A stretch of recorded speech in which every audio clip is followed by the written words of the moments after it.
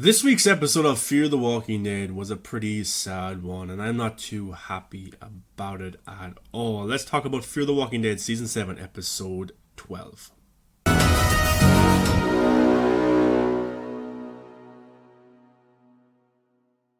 What's going on, Fear the Walking Dead fans? Welcome back to the channel. I'm your host, the Viking. Make sure you give a thumbs up and subscribe to the channel. This week's episode of Fear the Walking Dead was sad, it was emotional, and I'm not too happy because one of my favourite characters was killed off, John Dorie Sr. A year ago when his son was killed off, John Dorie, I was also very sad because I love that character so much, played by Garrett Dillahunt. But the actor wanted to leave the show, so you have to understand that. But his death was very, very shocking. And I wasn't expecting John Dorie Sr. to die in this week's episode either, even though it was for a pretty good purpose.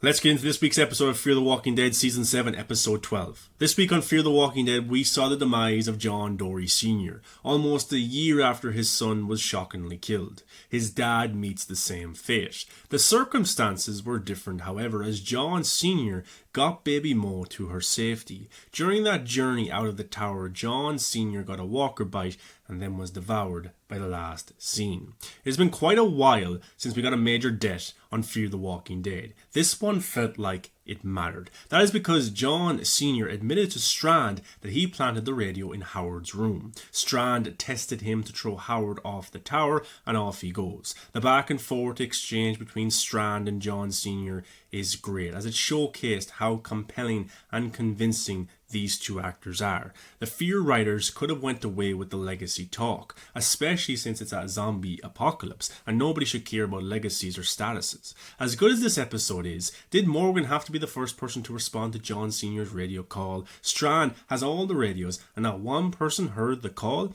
I was really annoyed by the super radios since season 5, and it is a comical trope on Fear the Walking Dead. My favourite scene of this episode are the scenes between John and June. I was made to believe that one of them would be doomed for death in this episode when the water poured in with those walkers. Sure, they talked for a bit too. The action and sense of tension really brought out the quick time actions between the characters. They did everything they could to save little Mo. There are only a few more episodes left for this current season of Fear the Walking Dead. My main concern is, when is this so-called war going to start that Alicia declared? John Dorie Sr. did say a few episodes ago that he would go undercover per se to get close to Strand to stop this war. So in this episode, John Dorie was setting up his right-hand man, Howard, and it worked. Howard ended up being killed. But even when Howard was able to convince Strand that he wasn't against him, and even when John Dorie Sr. said, look, it was me that planted that in his room, planted the radios in his room, Strand was like, I like that, that's guts, kill Howard. So like, Strand is very much on the edge. He's a villain, and he's not well at all, really. He is prone to do absolutely anything. But still, it was pretty sad to see John Dorie Sr. die, but he did die for a purpose. He saved little Mo, which was great. But when he knocked out Strand and then had the gun to his head, he should have killed maybe Strand, because then it would have stopped the war and it would have stopped all of this. But he got Mo out. He was able to give Mo to Morgan, but the walkers there was too many of them and he got bit, unfortunately. And it's a great character who has died so soon.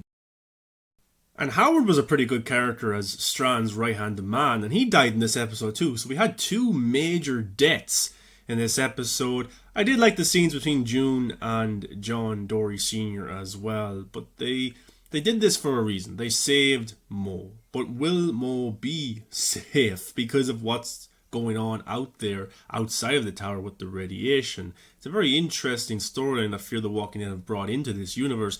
And how will this radiation go away? Or can it go away? Or will they just move away after this war? I don't think the tower will last too much longer, though. I think that will end up collapsing or being overrun with walkers. It's too good to be true in a Walking Dead universe show. But this episode Well directed, well performed by all the actors, of course, and I really like the actor that played John Dory Sr. That's why I'm so sad that this character is gone. I'm like, did you really have to kill him off? Because it's such a badass character. And in season 6 of Fear the Walking Dead, I loved the western feel to it. John Dory Sr., Teddy, Morgan, the bounty hunter. It had this great western feeling to it. Virginia as well in her town.